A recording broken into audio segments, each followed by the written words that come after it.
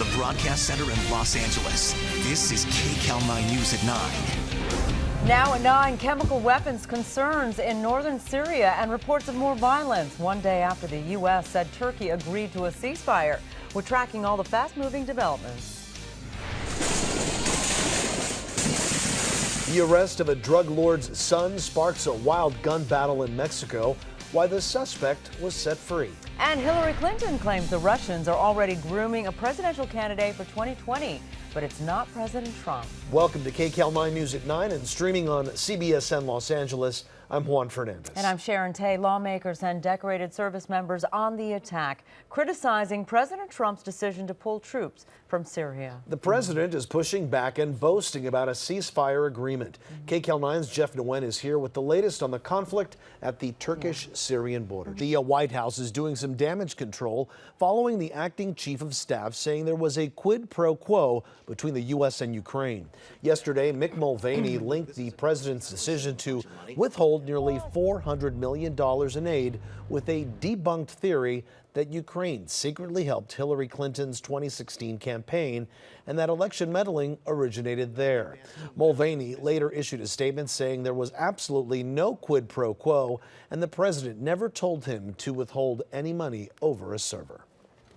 I think he clarified it. We put a statement out clarifying some of the things that the media got themselves in a tizzy over. Burbank Congressman Adam Schiff, who leads the House Intelligence Committee and the impeachment inquiry, says the apparent quid pro quo is a phenomenal breach of the president's duty to defend our national security. Well, get over it. That's what Mulvaney told reporters after seeming to admit there was quid pro quo with Ukraine. And now President Trump's re-election team is selling T-shirts with that phrase. The website says, quote, America is ready for Congress to get back to work. No more witch hunts. Well, Hillary Clinton is suggesting that Russia is ready to meddle in the 2020 election by grooming a Democratic candidate. Clinton made those comments in a podcast with a former Obama advisor. Now it's believed she was referring to Democratic candidate Tulsi Gabbard. Violence in the streets of Mexico as police exchange gunfire with members of a drug cartel. Mexico's government is on the defensive tonight after police were forced to release a top drug lord when they faced a barrage of bullets from cartel gunmen. As Errol Barnett reports, the lawmen were outnumbered. Federal investigators are at the scene of a deadly accident involving a U.S. airliner. A commuter plane operated by Peninsula Airways ran off the runway while landing last night in Alaska's remote Aleutian Islands. One person was killed and nearly a dozen others were hurt. And as Chris Van Cleve reports, this marks the second accident involving a U.S. airliner in the last decade. Wow. There's another big story involving the Boeing 737 MAX jet. Both the FAA and Congress are demanding answers about a series of messages between two Boeing employees. CBS News reports the messages were about the automated flight control system that malfunctioned during two deadly crashes involving the 737 MAX jet. Well, about 2 years before those crashes, one employee said the system was, quote, running rampant on him in a simulator, calling the behavior egregious. This employee also suggested that faulty information might have been given to the FAA, writing, I basically lied to the regulators unknowingly. All right, it is Friday, or Friday, as we say here. We like to call it Friday. Looking forward to the weekend. Yeah, Evelyn Taft joins us with a look at the weather. Yeah, I'm getting a look at the weather for you. We're getting a look from our Saddle Peak camera. Here, the controversy grows over the Trump administration's dealings with Ukraine. A key figure is stepping down. Welcome back to KCAL9 News at 9 and streaming on CBSN Los Angeles. I'm Juan Fernandez. And I'm Sharon Tay. Energy Secretary Rick Perry announced his resignation, but he says it's not because of the impeachment inquiry. Renee Marsh has the very latest from Washington. And that was Renee Marsh reporting. President Trump tweeted earlier today thanking Perry for his years of service.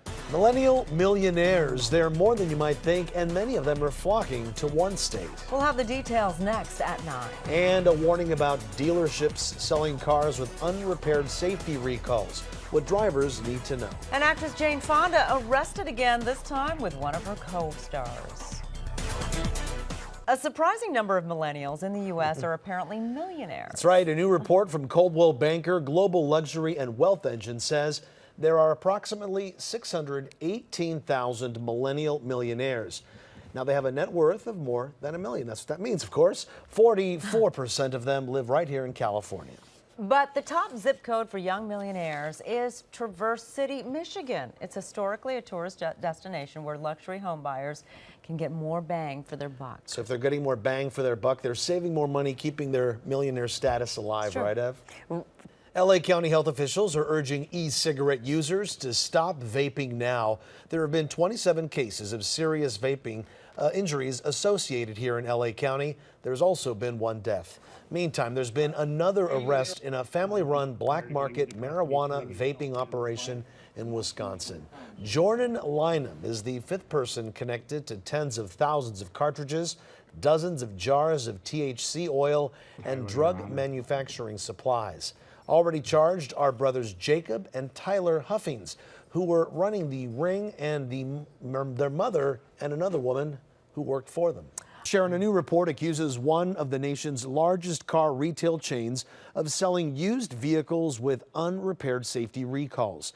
The Public Interest Research Group looked into 2,400 used cars at 28 AutoNation dealerships nationwide, and it claims 1 in 9 had safety recall issues.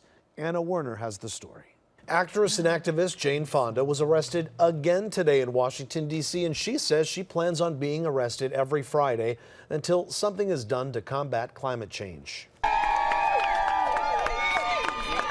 There she is in cuffs. The crowd cheered as officers led her away from the steps of the Capitol. The 81-year-old says she was inspired by 16-year-old environmental activist Greta Thunberg to take action to save the planet. Greta Thunberg says our house is on fire. We have to behave appropriately. So we're the Fire Drill Friday, and every Friday at 11 o'clock we will have a different focus on climate. You got to give her credit, yeah, right? Fonda was definitely. charged with unlawfully demonstrating at a part of the Capitol where protests are not allowed. Fonda was also arrested during demonstrations last week. All right, next here at 9, new video of a wild chase where the suspects carjacked a UPS driver. Well, based on the video evidence, the DA's office found that the officer's use of deadly force was necessary and justified. We want to thank you for watching KCAL9 News at 9. KCAL9 News at 10 starts right now.